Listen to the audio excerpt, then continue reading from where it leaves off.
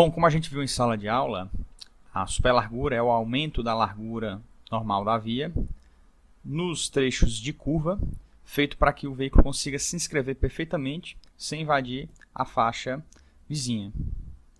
Então, ela é calculada de acordo com esses parâmetros, características do veículo e da via, como vocês estão vendo nessa figura, utilizando essa equação típica, como a gente já viu em sala de aula. Então, essa equação ela contém elementos, características do veículo e características da via. Se a gente tem um veículo típico a ser utilizado, a gente reduz essa equação a variáveis apenas da via, no caso, velocidade e raio. E é isso que a gente vai utilizar para calcular esses valores. Bom, pessoal, vocês têm que colocar esse arquivo Civil 3D Metric XML dentro dessa pasta aqui, para poder ele puxar as configurações de elaboração da superelevação e da superlargura adequadamente. Bom, como a gente já havia conversado, depois de colocar aquele arquivo na pasta adequada com as configurações do DNIT, a gente precisa alterar as configurações do nosso traçado, do nosso alinhamento. A gente seleciona alinhamento, clica aqui em propriedades do alinhamento e na última aba, critérios de projeto, a gente vai alterar o arquivo exatamente para o arquivo do DNIT, que foi salvo na pasta do Civil 3D. A gente clica aqui nos três pontinhos e indica o arquivo Autodesk Civil 3D Metric DNIT. Ok?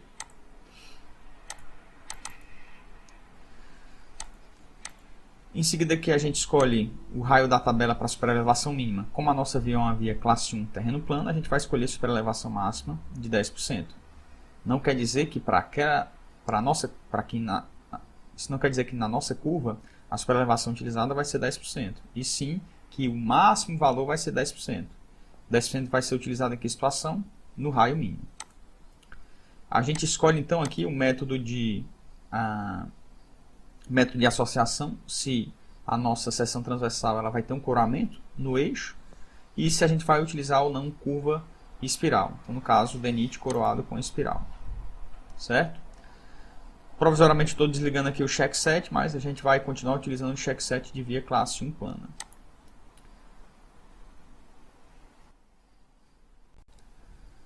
Bom, agora a gente vai selecionar o alinhamento. Vão aparecer aqui no ribbon as opções do alinhamento. A gente vai criar um alinhamento paralelo, no caso a superlargura. Então a gente seleciona aqui alinhamento de offset. A gente vai clicar aqui na aba critérios de superlargura. Dizer que a gente quer utilizar superlargura nas curvas, especificado de acordo com o arquivo do DNIT. Qual é o método que vai ser utilizado? Aqui a gente vai escolher o método veículo CO ou veículo SR do DNIT, aquelas duas equações que a gente viu. A diferença é que o Civil vai utilizar para esse cálculo não aquela equação, e sim uma tabela que consta no manual. Por esse motivo, os valores vão ser arredondados de acordo com essa tabela. A superlargura vai se aplicar aos dois lados da via. A superelevação, a tabela de superelevações máximas que vão ser utilizadas vão ser a de 10%, apesar do que a gente está determinando agora é a superlargura. A gente vai utilizar a tabela para duas faixas em cada sentido. O método utilizado aqui, bom pessoal, aqui a gente tem uma pequena falha no sistema do Civil, em que se a gente utilizar o coroado com espiral, ele acaba ignorando a curva espiral e interliga diretamente o trecho em tangente com o trecho circular. Então, uma pequena falha do programa, a gente corrige utilizando o coroado sem espiral. A distribuição vai se dar 100% ao longo do trecho espiral. Se a gente tiver apenas uma curva circular, 66% vai ficar no trecho da tangente, 2/3 e 1/3 dentro da curva circular.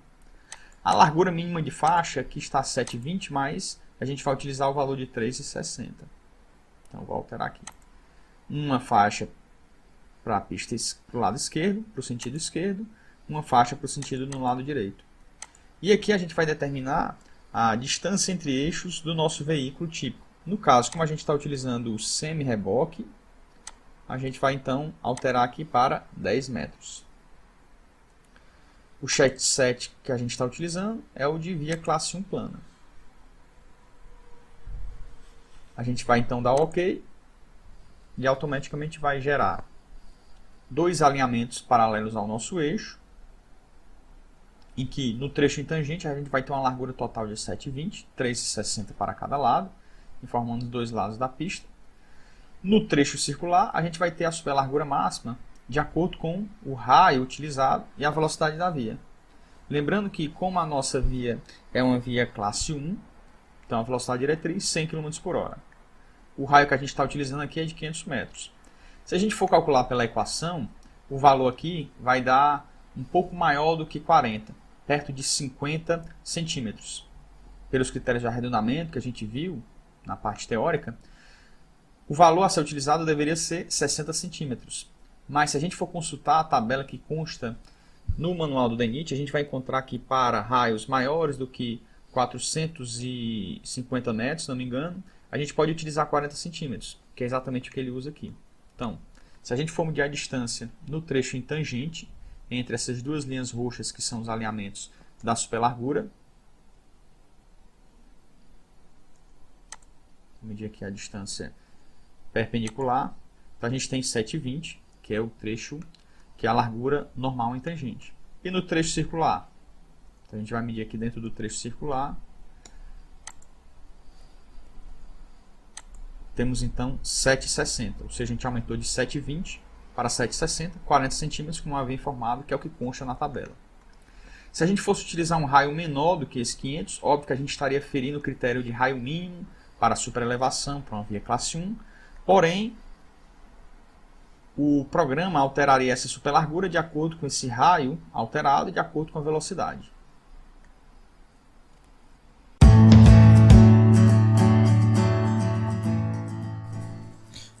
Bom, pessoal, como a gente viu na aula de superelevação também, ela é calculada como mostra essa figura, de maneira que a gente utilize parte do peso do veículo para combater a força centrífuga. A gente viu também que existe uma superelevação máxima a ser obedecida de acordo com essa tabela, e como a gente tem uma superelevação máxima, de acordo com essa equação que vocês estão vendo, a gente também tem o emprego de um raio mínimo de acordo com a superelevação máxima que a gente está adotando e de acordo com a velocidade diretriz da via. Por essa mesma equação, a gente vê que à medida que a gente vai elevando o raio, a superelevação necessária é cada vez menor. Por esse motivo, dependendo da velocidade diretriz da via, existem raios horizontais com os quais, a partir destes, não se faz mais necessidade de superelevação, já que a força centrífuga a ser combatida acaba sendo muito próxima de zero. A superelevação, então, é calculada de acordo com o raio a ser utilizado naquela curva. De acordo com o método da Asto, a gente relaciona o raio dessa curva com o raio mínimo e a superelevação máxima com a superelevação a ser calculada especificamente para essa curva. Essa superelevação, então, vai ser distribuída ao longo de um trecho em tangente e ao longo do trecho espiral, partindo da seção transversal típica com o abaulamento da via até a seção transversal dentro da curva circular com a superelevação calculada. Vimos também que, para ter uma distribuição de maneira adequada ao longo desse trecho, a gente precisa de um comprimento de curva espiral adequado. Dessa maneira, aquele comprimento de curva espiral calculado na unidade 4 necessita ser revisto de acordo com o critério de superelevação. Bom, para que a gente calcule a superelevação, já calculada a superlargura, a gente vai novamente selecionar o alinhamento. Vai aparecer aqui no ribbon as opções relacionadas a esse objeto. Então, a gente vai utilizar o cálculo da superelevação, clicando nesse botão. Em seguida, calcular e editar a superelevação. O sistema vai perguntar se você quer calcular agora ou abrir o gerenciador de curvas. A gente vai calcular agora a superelevação pelos critérios do DENIT. A gente seleciona o nosso tipo de rodovia, a seção transversal, se tem mais de uma mais de uma pista. No nosso caso, ela tem uma pista simples, certo? É uma via com coramento centralizado. A gente vai dizer a quantidade de faixas que a gente tem na nossa via, no caso, uma faixa só para cada lado, e é uma via simétrica. Então, clicando aqui, a gente não precisa configurar o outro lado. A gente diz a largura da nossa via, como a gente já havia configurado a largura normal feita na superlargura de 3,60, e a inclinação transversal típica, de acordo com os critérios para a drenagem adequada da via, é de 2%. Em seguida, a gente aperta Next, configura os elementos de acostamento, que no caso não serão utilizados nesse nosso exemplo. Então a gente apenas exclui aqui o cálculo do acostamento. Em seguida a gente determina quais são os critérios de cálculo e qual é a tabela a ser utilizada. Como a gente havia selecionado o arquivo do DNIT, XML, a gente vai abrir novamente o mesmo. Vai escolher aqui a tabela da haste, que é o que o DNIT utiliza para a superelevação máxima de 10%, já que a nossa via é uma via classe 1. É uma via com 2 faixas somente. E a nossa rodovia tem curvas horizontais com espiral. Agora a gente finaliza a criação da superelevação apertando em Finish. O cálculo vai ser realizado e em seguida é apresentada aqui a tabela com as informações de superelevação da curva como calculado. Então, como a gente só tem 2 curvas, na curva 1, de acordo com aquele raio que foi utilizado, 500 metros, se a gente for fazer o cálculo da equação da superelevação a ser definida para um raio de 500 metros, a superelevação a ser utilizada seria de 9%, a condição da curva circular. E a gente observa aqui que o mesmo foi calculado pelo software. Na curva 2 também, 9% no trecho circular. A gente vê a variação desde da tangente, onde a gente tem 2% para cada lado.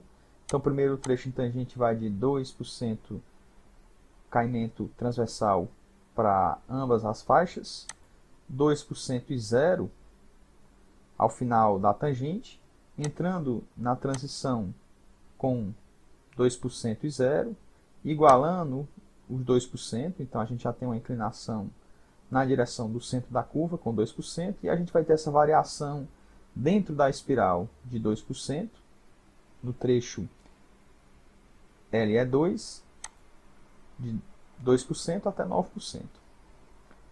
Na saída da curva a gente tem exatamente a situação inversa, né? Partindo de 9%, chegando a 2% em ambas as faixas, depois 2% e 0%, e ao final, no trecho em tangente, menos 2% e menos 2%. Só para a gente ter uma demonstração de como é que fica ao final de feito o projeto horizontal, o projeto vertical e o projeto transversal com a superlargura e a superelevação. Aqui está uma demonstração do nosso corredor pronto. Essa aqui é aquela curva, raio 500, né? Comprimento de transição igual a 180. Então ela vai variar do trecho em tangente, né? O caimento normal de 2% para cada lado, 3,60 m é a largura normal da via. E quando a gente chegar próximo ao trecho de transição, a gente vai ver que a seção já vai ter uma mudança na sua inclinação transversal. Ela vai continuar variando até o final da superelevação, e quando a gente chegar no trecho da curva circular, a gente vai ter a superelevação de 9% como calculado. Então eu vou variando aqui a seção, ó, a gente já está na estaca 2, né, estaca 0 mais 40, já que o civil trabalha muito em metros, e a gente vê aqui no perfil a estaca com essa linha cian, e aqui no nosso projeto horizontal também esse pequeno tracinho transversal aqui ciano. Então, à medida que a gente vai caminhando, observem aqui a seção transversal, a inclinação transversal vai começando a alterar. A gente continua com a largura de 3,60. Quando a gente começou a chegar próximo da curva espiral, estão vendo aqui a linha, a gente já tem uma inclinação transversal de menos 2% e menos 1%. Já estamos chegando aqui no 0%, que é exatamente na estaca do TS. Observem aqui, ó, a gente está na estaca do TS, 2% e 0. E continuamos a nossa variação. A gente continua caminhando aqui dentro da curva de transição. A inclinação vai se elevando. Ó. Chegamos no menos 2,2%. Agora a inclinação muda nas duas faixas. Né? Então a gente já chegou em 3%, 3,5%, 4, 4,5%, 5%, 5,5%, 6, 6,5%. Observe também que a superlargura já está influenciando aqui na largura da via. Tudo isso dentro do trecho espiral. 7,5, 8 a inclinação, já estamos com a superlargura também variando para 3,80 dentro do trecho, já no início do trecho circular, 3,80 e 9% de inclinação transversal. Dentro do trecho circular, a gente mantém a superlargura e a superelevação, como visto, ó, já estamos aqui dentro do trecho circular, observe a linha magenta, ó, a linha ciano. Então a gente está aqui, ó, dentro da curva circular.